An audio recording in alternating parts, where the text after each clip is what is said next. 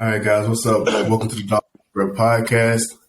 I am going to allow my guest to introduce himself because if I do, I'm going to spit down his whole entire resume, and that's going to eliminate the interview. So I'm going to let you introduce yourself and where you're currently playing, with the Magic, and then we'll start going to get into your backstory. I'm Toney. I'm originally from Huntsville, Alabama. Um, I play for Orlando Magic's G League team, Lakeland Magics. Yeah. All right. So what I want to do is, the reason I want to bring you on is because, you being from Huntsville, a lot of people know your story, well, think they know your story. And so a lot of kids kind of look at you as an inspiration as far as where they can go and what they can achieve. But I really want you to kind of get into just the process of it, because everybody looks at the result and they're like, oh, I can do that. If I, do this, this, and this, I can do that. And that's all he did. So I want to really get into like the process and how many, no's that you heard along your journey, to get to where you are now. So I know you were originally from Huntsville. So were you born here in Huntsville? Yeah, I was born and raised. Born And how old? Okay. How old were you when you left from Huntsville? I think I was probably 15, 16. 15. Okay. And you moved to North Carolina, correct? Yeah, I moved to Fayetteville, North Carolina. Okay. Was that something that you wanted to do, or were you kind of hesitant about, being okay with that decision? I was kind of hesitant for real. It was more so like a family decision. Uh, Yeah. because it was just more so like I feel like the type of growth that I was like looking for and trying to span. Um, I think I wouldn't be in the position I am now if I had stayed because we didn't basketball wasn't like very big in the city then. We had players like John. John was like just starting to blow up. So like that was just like one person that was like blowing up so far, like because he was traveling with Team Penny, things like that. So like it was more so like okay, now these out of town teams and stuff like that, like it's hard to see like kids like us from Alabama. Uh, Right.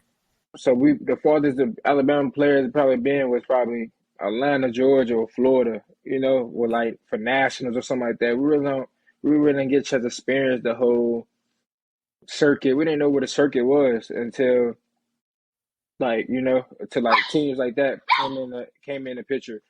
So like Right. it was basically like a family thing. Really, it was just more so of let's go explore different options. It's more part of the world than Alabama. That's something I knew. So my parents just really just took an initiative of bettering ourselves as a family and me as an individual. It wasn't just a move for just me. It was a move for my little sister as well, for her growing up, have a better opportunity. Um, and just like with the family in general, my pops and my mom's, working situation, things like that. So we really just that's where it really made a move for, and it paid off and toward the end. So Yeah. Yeah, most definitely. So once you got to North Carolina, was it an easy road from there, or were there still a lot of different, obstacles that you had to, go through to, get those offers coming in? it was hard. It was very hard because I was a new kid on block. So it was basically I had to reestablish myself and make a name for myself all over again. It wasn't easy because the teams that I was playing on, they already had their mans, they already had the guys, they already had the names, the stars, all that. I'm coming in as a unranked, unknown new kid from Alabama. Yeah. So like it just everything new, playing it like hoops. That's what they call it, hoop stage city. So Right. it's like hoops everywhere. Like it's teams everywhere, players everywhere. That's good. So like I had to get in where I fit in really, and it was a hard journey because like it was just like dang, like I'm leaving my home. Like everybody I know, everybody knew me, like, so it was just like I didn't want to leave an environment, uncomfortable environment into an uncomfortable environment. So I had to like come out of my shell early, Yeah, and which they paid off because even in college you have to come out your shell. You can't be baby all alone, like you had to expand your lifespan, So me coming into North Carolina, it was very different because how they go about things. They already know the players. They know, So I'm like, man, I gotta get in the groove with this, So like, it picked up fast though. After my first year in North Carolina, going into my summer, I we was playing against Wendell Moore, and he was like number one in the state at the time, and that's when I made my name for myself really. In the North Carolina area. I made my name off of that game. It was a high school like jamboree game, and we played against a team. And our coach was just telling us like we playing against the number one player in the state of North Carolina. So I'm like, okay, this and that. Like, I'm not thinking nothing of it. Uh, that's when he committed. He had all these offers from all these schools. Um, so I'm thinking, okay, like I'm out there playing and just like I didn't really think about it like I'm just thinking of him as another player, what I'm saying? I'm playing against another team. I'm just trying to get a dub and not knowing I'm out there yeah, making a name for myself the whole time. So, and it just went from there. Like, that was my first two offers, Georgia Southern and ECU. That was my first two, like, offers, like, on the table. And after that, it just, like, went skyrocket for real. And just jumped from there. Went from there to USC Charlotte was another school, and then after that visit, I went to Virginia Tech, and I had an unofficial visit at Virginia Tech, and I'm playing against like Justin Bibbs, Justin Robinson. Like they had all yeah, these like they had these all these the big time players there at that time when Virginia Tech was like a Power Five, top 10 in the country. Like so, I'm playing against them during a pickup, and not even knowing like the head coach in there, this and that. I'm not even thinking. I'm getting a bucket back and forth. And then I got his defensive stop. It was just like it was fun, but out there having fun with them, with just experiencing it. Like this is what's college like. It's faster, this and that. So after that, that's when I first got my big offer from Virginia Tech. Virginia Tech was my first big offer, and after I got my first Virginia Tech offer, it just like went from that to like being a no star to a 4-star athlete.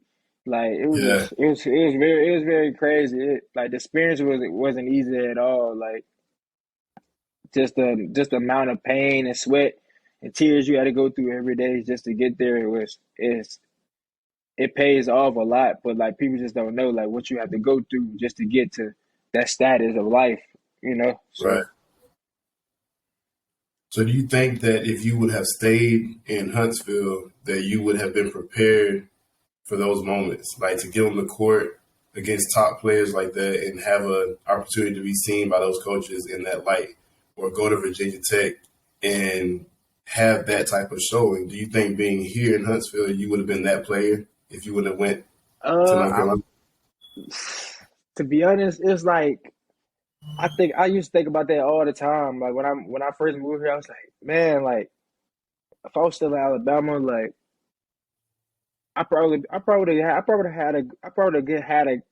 a good few amount of schools, this and that, but like I don't think I would have went somewhere like Pitt and Yeah, Arkansas, because like at that time, at that moment, was like it was more so of we was behind at that time. Alabama we was behind. Like now, it's way better than what it was when I was playing. Like only players that really like got a chance to really like put like Bama on the map was was John at that time in our era, like in our era time. Trevor and Levi, they in their time they had like they had all that experience. Like we did, but we still didn't get a chance to So that was in their era. We didn't get a chance to in our era. We didn't have that. Like we still was right, behind. We know what I'm saying. We was real behind. Like So like EYBL, I didn't know anything about EYBL, Adidas Uprising, Under Armour Circuit. I didn't know about none of that until I got ready to go to North Carolina. And when I went my sophomore, my no, yeah, my sophomore year in high school in Alabama, my mom had an AAU team, and we went to the Bob Givens tournament. That was the biggest the tournament we probably had went to and all my years of playing ball. Bob Givens tournament was a big tournament in Atlanta. So we Yeah, were there. We played each one teach one. Damien, yeah, that's when Damian Hodge was like number like five. He was ranked early in the rankings like youngin, yeah, yeah, youngin. So that was my first time knowing about, and they was on the Nike circuit. So we walking in, we see them with all Nike gear out. So I'm like, but my buddy's telling me like, oh yeah, they play on the EYBL circuit. So I'm like, what's the EYBL circuit? Like I didn't know nothing about that. But like back then they had Baller's Life, all that stuff. They got that stuff on there. So right, I'm looking. I'm like, oh, okay. So they all the Nike teams going in one building to play each other. So we ain't have nothing like that. We just going to tournament, pay our money, go to tournament, and try to come back home with a trophy. We thinking we in good graces with that, But they playing in front of coaches, 100 coaches. Like I didn't get to experience that until I really left from Alabama. But like it was just it's nothing on Alabama. It's just like we don't know. We didn't know at that time. Like we was behind. But now we got teams that's on the circuit now. Like we got players like putting Alabama on the map. So like it's much easier for the kids to stay home and progress and get what they want. So So you when you had how many offers did you end up with, like total, as far as probably total I probably had like 50 plus. I went from counting them to like well, at first I started off with like 20. Then ended my yeah, junior summer it was like 50 plus. So I'm like, man, and you got to say no to one. So it was just like yeah, I remember having a big bag of garbage bag full of just letters from everybody, like yeah, offer letters. I'm like, man, like I didn't dream in a million years like this would actually come. I always been serious about basketball and like always been good at it since I was little, but I never thought like, man, like I really got a chance to making a name for myself on a stage that I never would have thought I would be on. So it was amazing. yeah. So what made you decide on Pitt as your choice? What did Pitt offer or make you feel that made you decide to go there first? So when I moved here to North Carolina, actually, so the coaches at Pitt is from Fayetteville, North Carolina. Yeah, So, but the head coach Jeff Capel, he was at Duke at the time. So when he left Duke, he got the head coaching job at Pitt. So, but like just being around, like growing up around here in North Carolina, only thing is the blue bloods. So like yeah, at that moment, I was just like, man, I want to be able to play for a Duke or North Carolina, you know, or Kentucky or something like that. Like, I want to be yeah, like, and but I always wanted. I told my mom when I was little, I always want to play in the ACC. Like, I always want to play in the ACC. And then come to find out, like when he got that job, and that's when I was like, I blew up or whatever. So like all the ACC schools was offering me and different schools. So I'm like, okay, I always want to play in the ACC, but I don't want to go to a big name school like off the rip. Like Pittsburgh, yeah, it's a big name school, but like they was big name in the Big East. So like they right, was known in the Big East. So like I wanted to go to a school that was like going, I could make a name for myself there and help the program get back to where the winning stage. And that's pretty much what they offered me because like they knew that he was coming in hungry. He wanted to rebuild the whole program and bring it back to life. And I wanted right, to be a part of that with him, through the whole journey. So that's what really sold it to me. He didn't promise me anything about starring or anything. Like I went in the mindset of I'm doing what I need to do to get on the court. and be able to stay on the court. And I did that every day in practice to the first game we had of the season. And I became a starter. And he told me that like the day of the game. And it was just like I ain't looked back ever since then. I just kept doing the same routine every day. And that's what they just told me was real, you know. So like I was there for 3 years and Yeah. it was the best 3 years that I could ask for. So what brought you to Arkansas? So Arkansas really so my third year in Pitt, I was just like, okay, like I pretty much like came up with a deal. I just told my mom like, "Mom, I feel like I gave the program 3 years, like I gave it my all, so like it was just more so of a situation I want to like prove people I could win, because like at this point they like thinking I'm like satisfied with losing or I don't know how to win, like I could score this and that, have this type of numbers, but you're not winning, So I'm like, okay, like I want to show people that I could win. So I went in the portal and it was I came down to Arizona and I came down to Arkansas. Arkansas, I watched them more and more in the tournament.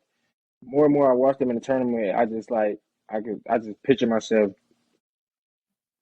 I was like, I can most definitely fit in with that program and thrive in that program Right. and play a good role in that program. So when I was talking to Coach Muss, like they was the first ones to call me as soon as I entered the portal. They was the first ones on my line. I'm early, like every day.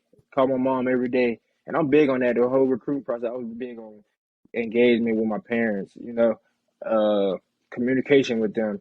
Like more so I want them to feel more wanted than they want me, So like Right.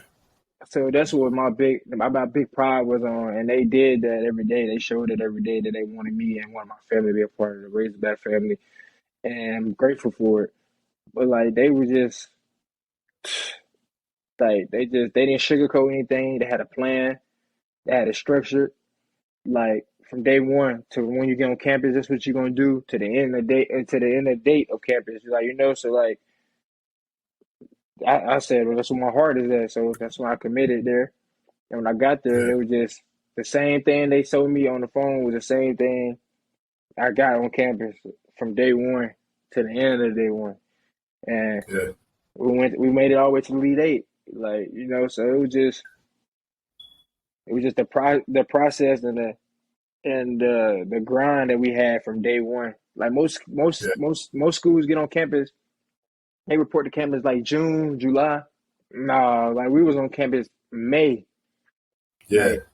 like early April, May. Like we've been there since early April to May to like to July. Almost all we probably had like a 2 week break. We go home, see family, come right back for school. Like Right. he was on it from the day we got there. Like it wasn't no,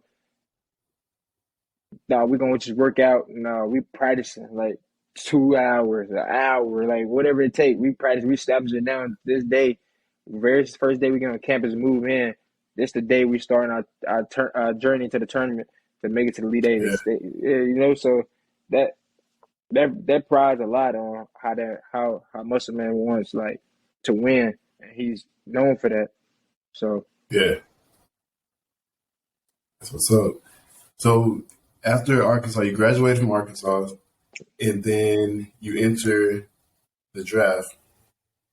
So draft night comes, and was there a fit? Like, did you ever have a thought, like after draft night, that you were gonna give up, or did you immediately say, you know what, it's time to go to the next level? Like, let me do something else. I'm gonna get there. It's just I'm gonna take a different route. Like, what was your mindset after draft night? driving night really was. It wasn't even. I didn't even watch it because I didn't even really care. Like, it was just like when I get my shot, I'm gonna take advantage of it the most. I didn't care about me getting drafted. I didn't care if they said I'm not gonna get drafted or nothing. Like, I didn't care about nothing. I always had my mindset as I'm always every time I step on any court or any type of workout, this and that. Like, I always had a mindset I'm an underdog. Like, I know they're not gonna choose me over this person Right. first. You know, like even with pickups games, I know they gonna choose me over this. I always had an underdog mindset, so like I really didn't care too much about it.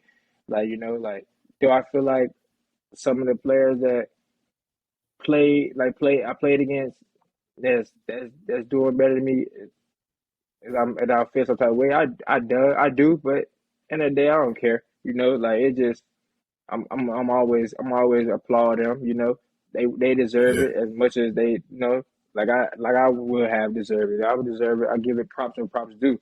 You know, so like yeah, after that whole night, it was just like okay, I'm just ready to figure out what I'm gonna do. Like what I'm gonna land for summer league or where I'm going what team gonna take a chance on me, and I'm just gonna give it 110% every day to make sure like or this was the right decision we made, you know, like taking right, a chance on him. So like it really wasn't that. It was just like okay. So as soon as that next day was over, that draft night was over, I was in the gym the next day, early in the morning, yeah, twice. You yeah, know, like I was just working out the whole time just waiting for a phone call. Like so I didn't get a phone call, but I didn't hang my head down about it. You know, it was just like it was a hurt feeling because like dang, like my dreams, like what is it? Is it folding? What is it? You know, but like it really wasn't that. So like when I got that phone call that Orlando Magic's G League team wanted me to play with them, and other teams want to play with them, so they want to take a chance on me. So I was like, okay, and then yeah, that's why I decided I went with Orlando Magic G League team, and like, I just took advantage of the most opportunity I could this whole year. Like I yeah, went from not playing that much to the last 20 games of the season, I was starting. So like, yeah, so it was just a matter of time. You always got to be patient. Like my mom and always told me like just be patient, like trust the process. You know what I'm saying? yeah, Like you can't rush the process. Everybody got different routes to success. You know, like can't harp on it, you know. So like this person got this already. It was just destined for him to get to there this way. Like now you got right. bumps in the roads. Now you got to just fix them bumps in the roads to get to where you want to get to, and you're gonna appreciate it more when you get there, you know. So that's how I always have my mindset about things. Absolutely. Yeah, when your mom called me, after the draft night, she was like, it didn't go the way we wanted, but it ain't over. Yeah, it ain't over. It ain't over to the man above till it's over, you know. So Yeah, yeah. it So is. I definitely, I think the people around you, I think probably were more sad than you were, Yeah, right. just from watching your journey, watching how hard you work. I think so the people around you might have been like, man, like, why? Like, but I think for you and, your mom and your dad on the inside, you kind of had that mindset like we're prepared for either way, Right. So if it goes this way, great. If it goes this way, okay, we're gonna do something else. But we don't prepare for that. We prepare for the name to be called, on that night, and Right. after that, it's like, what do we do now? Yeah. Uh-huh. But getting picked up, by the Lakeland, watching that journey, even like you said, you started off not getting as much playing time, but then you're starting, and then you're the guy, you're out there, you're playing hard. What does it look like, do you think, for, the future as far as moving forward? Are you looking for opportunities, within the NBA organization with Yeah. Orlando? It's just right now it's just a matter of time, really. It's just working like right now, just still steady work, because I know eventually my time gonna come. It's just basically when your time is when it's your time, you know. So you just gotta stay Yeah, mentally and physically ready at all times, at all costs. Right now, I'm just waiting until I get ready to go for training camps or anything, you know. So like right now, just staying ready. So I ain't got to get ready, but eventually I'll be on somebody's roster. So it's just matter of most time. definitely.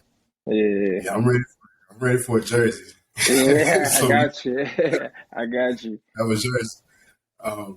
But so staying ready. So in your, I guess, off season, how much are you working out? Like, what's your routine look like as far as being in the gym, conditioning, stuff like that? Right. So far right now, like my age is since the season just ended, like last week. Yeah, I'm so right now I'm just taking a week off. Just to chill, relax with family. Just to get my body back recovery wise, and then when I start back up, it's gonna be 2 times a day, 3 times a day almost. Like just but at the same time, it's one of those 2 or 3 times a day, but like listening to your body, like right. you go hard, go hard, go hard, but like all right, you need to stay away. Being smart, working out smart is the biggest key because you can work out so much and pound your body so much till you can stress your body out. So, but I Yeah, learned that. I learned that being in the professional level because I didn't know. I don't think I know is one thing is just go hard like the whole time. But like it's good to go hard, but it's at the same time while you going hard, being smart at the same time. Um, right. but that's the main key though. More time you working out, you need to make sure your body is good as well. Like getting recovery, ice baths, eating right, Like I had a bad habit of eating. I used to eat Yeah, fried food so much. So now like I had to learn how to like make look healthier food, like eat more rice, eat like more like baked food and stuff like that instead of grilled food. Like I had to like leave that bake alone. I had to go like grill, almost vegan almost. But everybody can't do that. But it's just more. It's better for your body. Like no more red meat, like stuff like that. It's just better for your body. yeah. I definitely think that's what a good percentage of athletes, especially young athletes, are missing is that the nutrition value. You know, they may add some workouts to their regimen, so they work out a little bit harder, may work out a few more times a day, but the nutrition value isn't there, and so their bodies are breaking down, and so they're getting to a point where they go through an AAU season. By the time they get back to school season, they have all these injuries: the ankle here, knee here, hamstring growing. All that comes from I think that nutritional value, in addition to the stretching and stuff like that. What you put in your body. So you hit on something right there. What else would you tell the kids that are trying to get to where you are, that are experiencing, maybe they don't go to the tournaments that have all the coaches, they don't get to have the exposure and stuff like that. Like, what would you tell them as far as on their journey? Like uh, what I would say mostly now, like when I look back on everything, it don't even matter where you at, really. Like in life and your whole journey. As long as you working hard, it's odds everywhere now. Like we got so much Yeah, network now that we did years ago. Like we got so much yeah, network technology stuff like that. Like film. Like as long as you working hard and staying working hard, like there's no doubt you could be in a position where you want to be at in life. That's my key. Like just always do the right thing at every moment because you never know who's watching you. You know, right, and always stay ready. When it's staying, you're gonna have more. I realized my whole career, you're gonna have more downs than you have ups. It's rarely you have ups, so you're gonna have more downs than anything. And you got to just know right, how. You got to always have a strong mind. Like always have a strong mind, speak positive, and be around positive people. Because like all my life, I had people to doubt me. Like people probably happy that I'm not even where I want to be right now, but that ain't gonna stop me from getting to where I want to get to, they just gotta block all the negativity out and just stay level headed and stay grinding. Like all this energy y'all have and anger, just put that towards every workout, every game. And I guarantee yeah, you will have what you want in life. What you pushing for, you most definitely get it. Too many eyes out here. most, most definitely. And before I let you go, can you tell everybody a little bit about your brand, the Accepting My Testimony brand? I know it's clothing, but I know it started as more than just making hoodies and stuff like that. Like, where did that come from, and how did you establish that?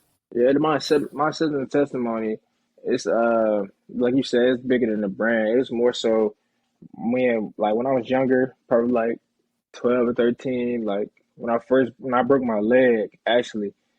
and I was really down on myself a lot. A lot of people counted me out. I was really down. And my granny, uh, my granny, she instilled that into me. She was just like, you know what I named, like your AMT, like that's my RD's Mario Tony. So like the AMT stand for accepting my testimony.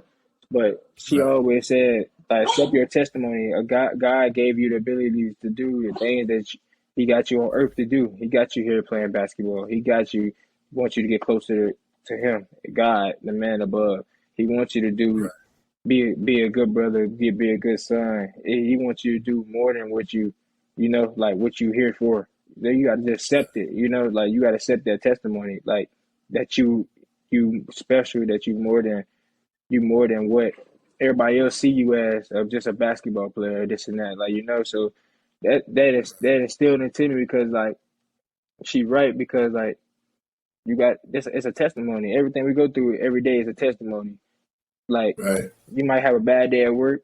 You might have, like somebody death in your family, like any injuries, anything, like just in life, everything, car breakdown. So you gotta accept it. You gotta accept that that's the testimony of God giving you right at that moment. Like He trying to see what Right. you gonna do in that moment in life. Like you gotta accept it because like if you don't accept it, then how you expect to like move forward with everything and like how you think you get greater, you know, in life. Like you can't get your blessings unless you accept it. That's what He wants you to do. Right. Accept the testimony that He's given to you in the moment of life. So, and I just put it into a brand because when she passed, it meant a lot to me. And I'm like now when we're clothing brand, like I'm gonna get back onto it though. I'm gonna add more stuff, like more clothing stuff. But it's just more so now. I want to use that platform. So when I do make it, and when I do make it into the league or whatever, I want to like expand it more. Like I want to be able to like that build a facility, for like the kids that like a bigger like a YMCA something like that for kids like they can't like go out of town or stuff like that. Like like have like access to different things. Like I want to like just get back to the community most as much as possible I can. And that's a testimony, like because there ain't a lot of stuff that we had back then that I know kids now looking up to like us that they want, So I just want to have a better lifestyle for the ones that's growing up and a better opportunity for them as well. Just like you with your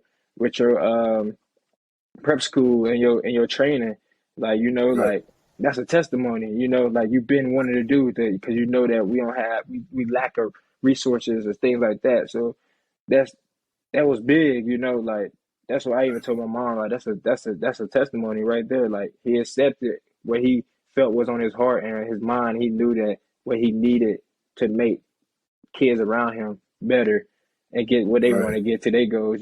So like that's basically what my whole like accepting my testimony thing is. Um, and I really haven't explained it to nobody really because this is the first time I'm explaining it to. I'm glad you asked. It's the first time me explaining it to somebody that actually know what it like the meaning and want to know what the meaning is. So yeah, it's more than just a clothing brand.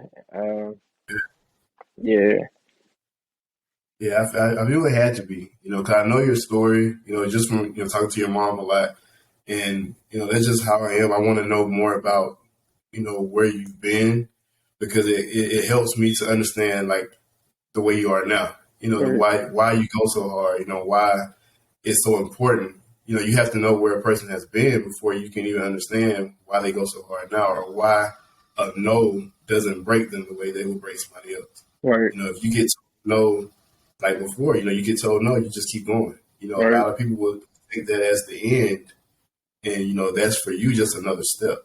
Mhm. But you have to understand where they've been, and so your mom definitely helped me understand a lot, and so that made me like, dang, like that inspires me because when I first got here, I was like, man, I probably can't do the prep school because nobody's supporting it. Right, Nobody wants to do it. And then I just happened to run, like me and your mom met up when I got the hoodie, and she was telling me so much, and they just kind of put a fire back under me because it's like you have to do what God puts on your heart, regardless of mhm, 20 people saying no, it only takes one person to say yes. And, you're evidence of that. Your family's evidence of that. So I definitely appreciate your journey. And I thank you for, sharing that and also for being so resilient because that helps us to continue to be resilient because your fire is going to light so many other kids, that are being told no or feel like they can't make it to that level for whatever reason. So, I appreciate you, and thank you for taking the time, today to talk to me and really kind of speak to these kids too. Can you hear me? Oh Yes, yeah, sir. I appreciate you. I I hear you. appreciate you, man, for having me on here, man, to be able to talk to the youth and just in general the people, because you never know like who needs to hear this and who needs to like Yeah, just to you never know what somebody going through every day. Uh, and I'm just right. glad to be able to be on here and talk my experience because somebody else probably out there had the same issue going on and same experience. Exactly. So I appreciate you too, man. Yes, sir. I'll definitely be in touch. I'll be following you for sure. Um, and I'll definitely be, staying in contact with you Okay, as you get ready to go to that next level. I'll be waiting on my I got jersey you. so I can wear it to the I game. got you, man. Just let me know. Yes, sir. I I appreciate you, appreciate man. you. All right.